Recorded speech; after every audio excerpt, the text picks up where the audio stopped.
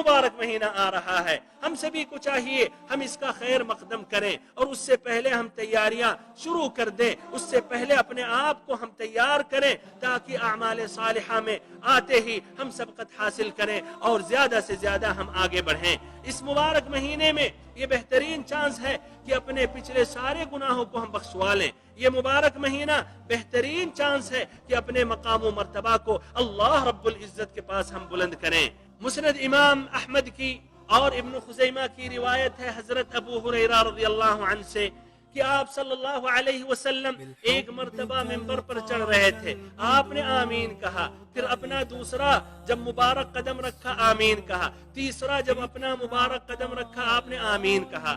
صحابہ کرام تعجب میں واقع ہو گئے کہ آپ صلی اللہ علیہ وسلم تو کبھی بھی آمین نہیں کہتے تھے، آج کیوں آمین کہہ رہے ہیں؟ وہ ہر باریکی پر نظر رکھتے تھے، کیوں؟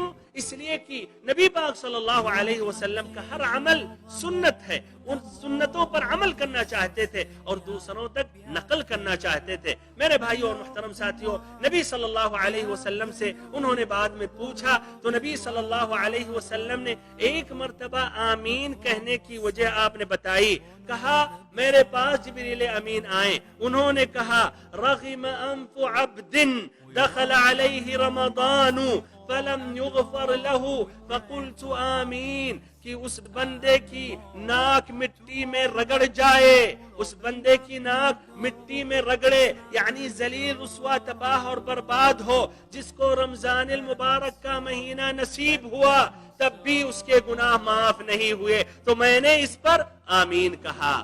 تو جس شخص کا گناہ اس مہینے میں معاف نہ ہو تو اس کا گناہ پھر کب معاف ہوگا؟ کب اس کے لیے وہ کوشش کرے گا؟ میرے بھائیوں اور محترم ساتھیوں اور بہنوں، یہ مبارک مہینہ ایک مناسب اور ایک بہترین چانس ہے کہ اپنے مقام و مرتبہ کو ہم بلند کریں۔